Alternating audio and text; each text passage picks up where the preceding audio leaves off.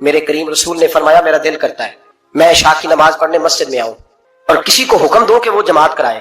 میرا دل کرتا ہے, یہ بخاری مسلم ہے, کسی کو حکم کروں کہ وہ جماعت کرائے اور خود میں مدینے کے جوانوں کو ساتھ لے لوں, لکڑیاں کٹھی کر لوں.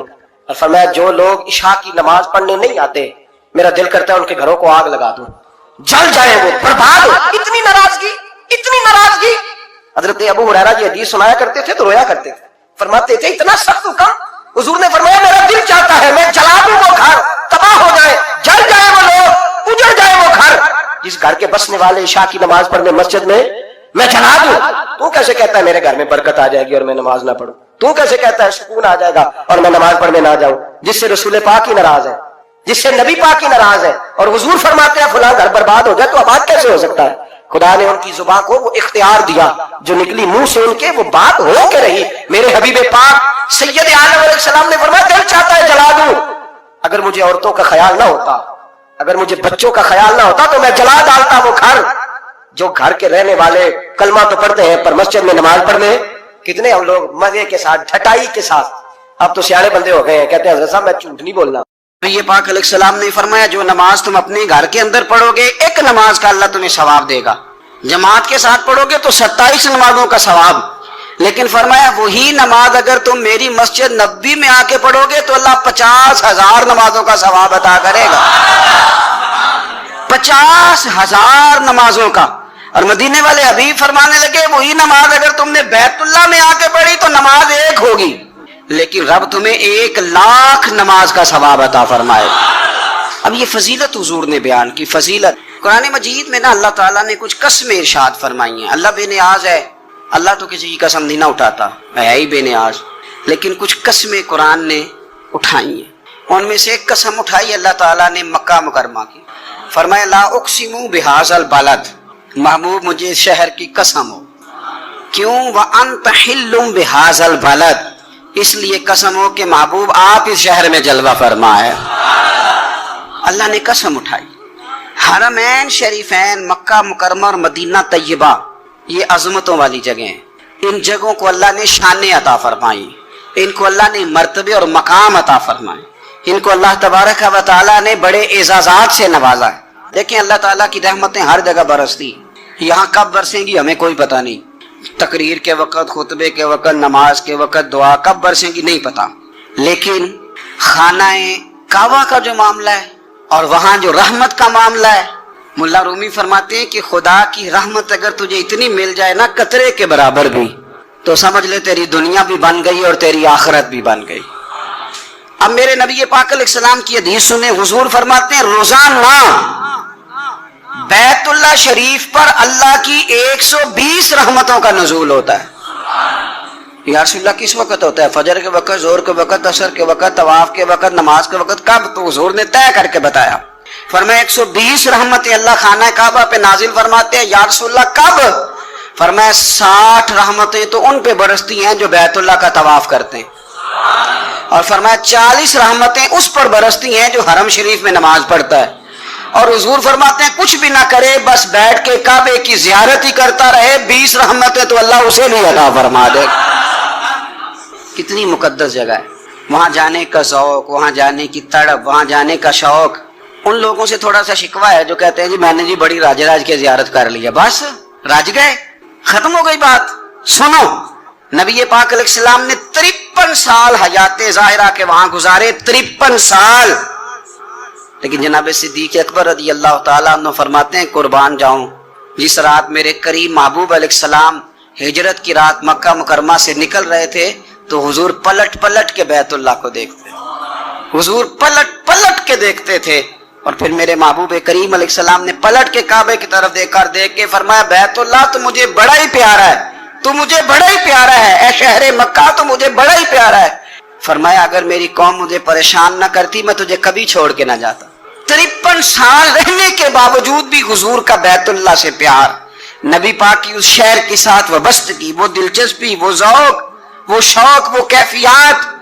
کیوں مان پڑتے جا رہے ہیں ہمارے جذبے؟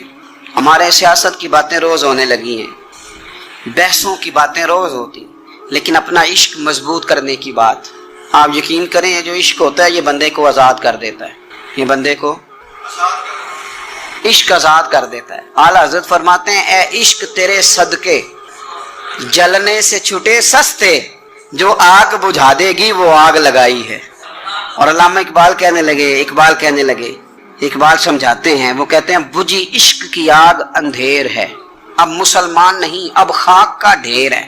کہتے ہیں بغیر عشق کے نا کوئی کام بھی، نماز بھی بغیر عشق کے پڑھی جاتی ہے تو کوئی مزہ ہی نہیں دیتی، بندے کہتے ہیں دل ہی نہیں لگتا۔ پیری مریدی ہے بغیر عشق کے ایسی رسم ہی ہے، ٹھیک ہے گزارا چل رہا ہے۔ قرآن شریف کی تلاوت ہے تو بغیر عشق کے کیسے کیفیات چلیں گی؟ اللہ رسول کے ساتھ پیار ہے تو کوئی دلچسپی نہیں، کوئی شوق نہیں، کوئی کیفیت۔ آپ یقین کریں کچھ بندوں پہ بندے کو تڑپ آ جاتی ہے، شوق آ جاتا ہے، یار یہ اس کو کیسے نکال لیں، یہ کس طرح کا پیار کرتا ہے، آ کے بیٹھا رہتا ہے، چپ کر کے بیٹھا رہتا ہے، کہتا ہے جی کوئی کام نہیں بس 10 منٹ ملنا ہے۔ بندے کو اس بندے پر ویسے ہی پیار آ جاتا ہے۔ کچھ ایسے سنگی ہوتے ہیں جو آستانوں پہ 10 چکر لگا کے آتے ہیں، شکوہ نہیں کرتے کہ میں 100 دفعہ بھی آیا ہوں فلانے حضرت ملے نہیں۔ وہ وارفتگی ہے، وہ شوق ہے ہمارا۔ جب تک اللہ رسول کے ساتھ رشتہ عشق کا تھا، پیار کا تھا، ذوق کا تھا، درد کا تھا، خلوص کا تھا، آپ یقین کریں طبیعتیں جمی ہوئی تھی۔ نبی پاک نے نا ہمیں تکلیف میں رہ کے پیار کرنے کا درس دیا۔ بخاری مسلم میں حدیث ہے، حضور اپنے مدینے کی شان بیان کرنے لگے۔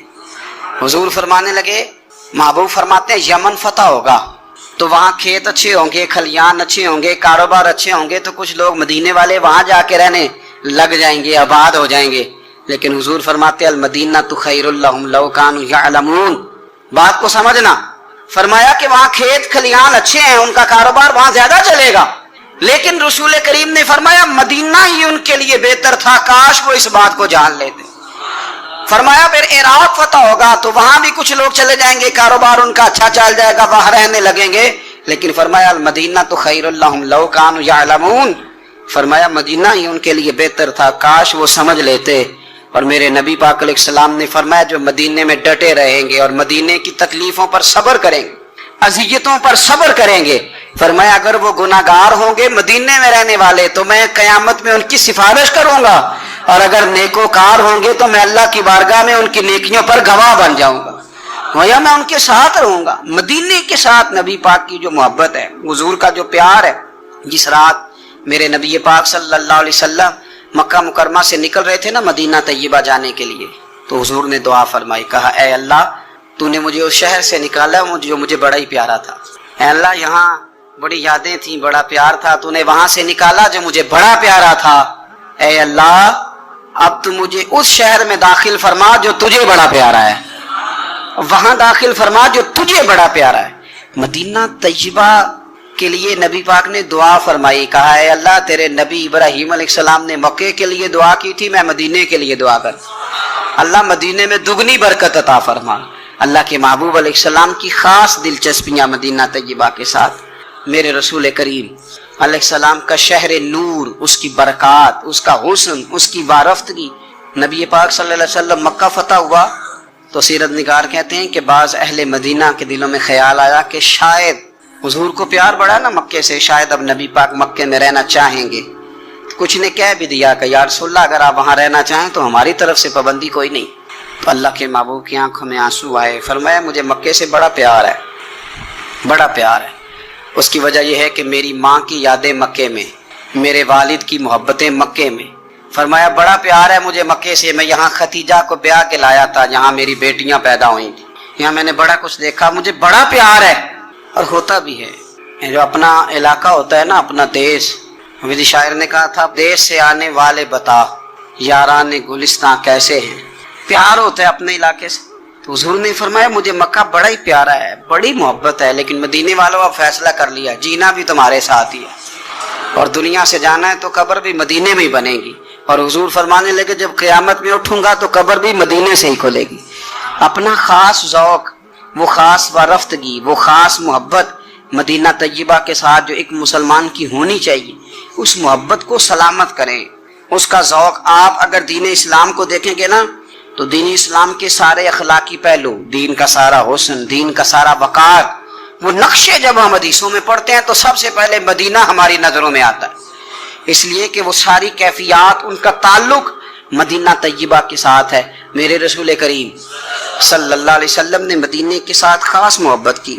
हुजूर फरमाते हैं कि जिस तरह सांप जब उस पर हमला हो तो वो चारों जानिब से उसे घेर लिया जाए तो वो अपनी बिल में घुस जाता है ना, फरमाया इसी तरह ईमान जब चारों जानिब से घबरा जाएगा ना क़यामत के करीब, तो फरमाया सिमट के मेरे मदीने में दाखिल हो जाएगा, मदीने में ईमान रहेगा। हुजूर ने फरमाया दज्जाल मदीने में दाखिल नहीं होगा, ताउन की वबा मदीने में दाखिल नहीं होगी। मदीना तैयबा के चारों जानिब अल्लाह ने फरिश्ते बिठा दिए, 70-70 हज़ार फरिश्तों के पैरे लगा दी। मदीने की हिफाजत पर फरिश्ते मामूर हैं। मेरा तो ईमान है, ठीक है उस गवर्नमेंट ने कहा है कि मदीना में भी कोरोना के केस आए हैं, पर मेरा दिल नहीं मानता। मैं आपको सही कहता हूँ, मस्जिद में बैठा हूँ, मेरी तबीयत नहीं मानती, इसलिए कि मदीना तो नाम ही शिफा वाली जगह का है। मेरी तबीयत नहीं मानती, मेरा ज़ौक़ नहीं मानता, इसलिए कि जिस मदीने में ताउन की वबा नहीं आई, ना आ सकती है, वहाँ कोई और मर्ज भी इस तरह आ सकता। मदीना तो शिफा की जगह है, मदीना तो करम की जगह है, वो तो अता की जगह। मदीने वालों ने नबी पाक के दरवाजे की गदाई की, मदीने वाले हर मैदान में हुजूर के सामने खड़े हुए दुश्मन के मुकाबले में, मदीने वालों ने प्यार किया। इसलिए मेरे नबी पाक अलैहिस्सलाम ने फरमाया अगर लोगों के दो गिरोह हो गए, दो लाइनों में लोग चलने लगे, एक लाइन इधर चल रही है एक इधर चल रही है, तो हुजूर फरमाते हैं मैं तो उस लाइन में चलूंगा, उस कतार में चलूंगा जिसमें मदीने के लोग चल रहे हो। अंसारे मदीना के साथ हुजूर का प्यार, उस शहर के साथ हुजूर की दिलचस्पियां, प्यार। देखे ना, बंदा जब अपने घर वापस लौट के आता है तो शौक होता है जरा जल्दी से ना घर पहुंच जाऊं, जरा थोड़ा जल्दी चला जाऊं। कई सफर से आए, सहाबा फरमाते हैं कि जब नबी पाक किसी जंग से, जिहाद से, सफर से लौटते, मदीने की इमारतें नजर आती तो घोड़ा तेज कर लेते। अपने अंदर ना ये ज़ौक़ पैदा करें, ये प्यार पैदा करें। आप यकीन करें वही ठंडे ठंडे मुसलमान, वो कोई कैफियत नहीं, सुबह से शाम तक। मैं दोस्तों से कहा करता हूँ अल्हम्दुलिल्लाह, कभी एक आयत पढ़ लेना कुरान पाक की तर्जुमा और तफसीर के साथ, तो सारा दिन वो घूमती रहती है दिमाग में, रात को उसका जायका रहता है रूह में। तो जब मैं और आप सारा दिन पढ़ें, सियासत करें, सियासत सुनाएं, कहानियां करें, गीबतें, फिर दिमाग में उल्टे सीधे ख्यालात ही आने। तो अगर सुबह उठते ही सबसे पहले मदीने वाले की एक नात सुनी जाए और शाम को सोते वक्त भी एक नात सुनी जाए, एक नात नेमतें बांटता जिस सिमत वो जीशान गया, उस तरफ मुंशी रहमत का कलमदान गया, तुझे जाना तुझे माना न रखा गैर से कान, लिल्लाहिल हम्द में दुनिया से मुसलमान गया। तो अगर ये ज़ौक़ बना लिया जाए तो इंशाल्लाह रात को भी आपको ना मदीना ही नजर आएगा।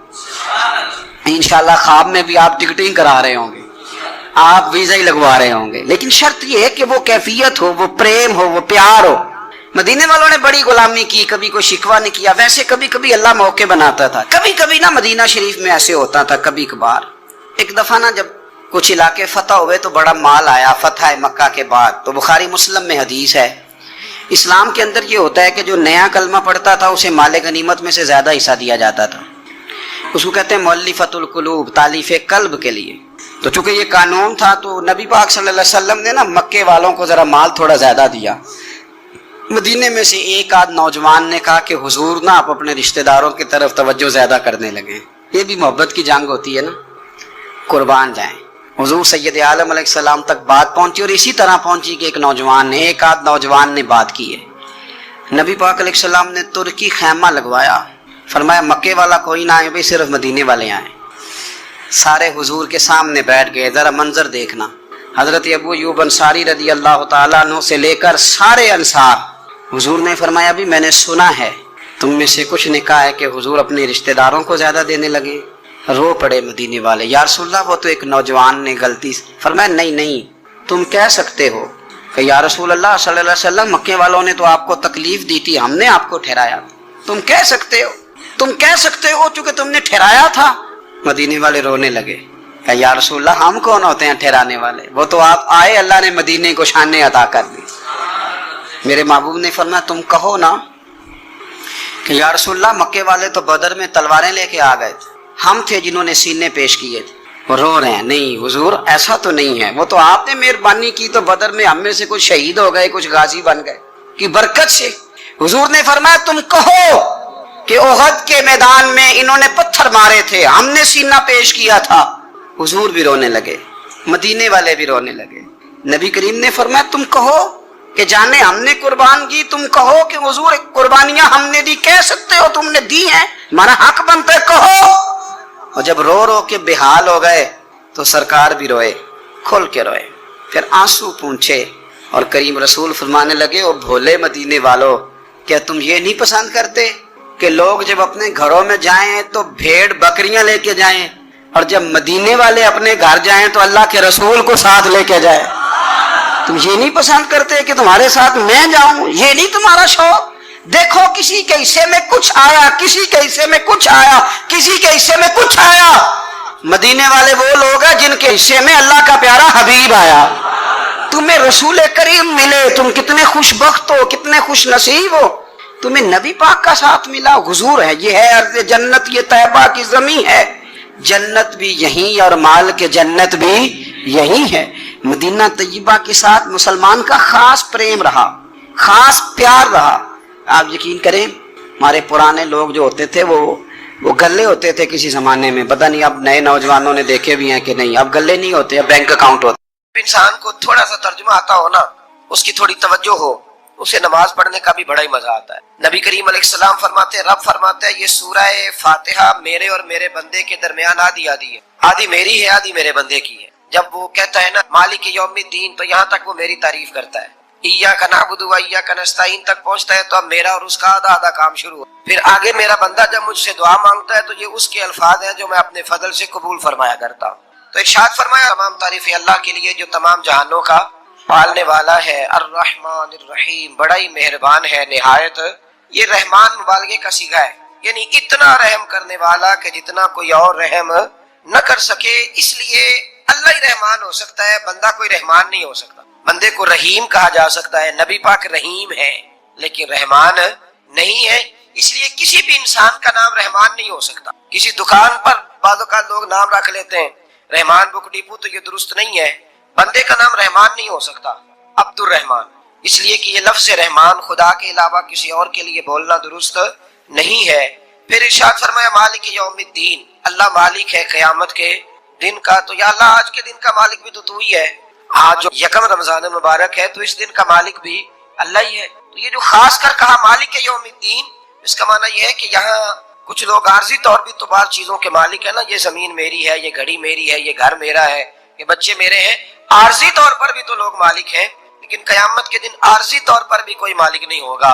قیامت میں ساری بادشاہی فقط میرے اللہ کی ہو۔ بلکہ رب کریم فرمائے گا کہاں ہے وہ لوگ جو دنیا میں بادشاہ بنا کرتے، کدھر ہے؟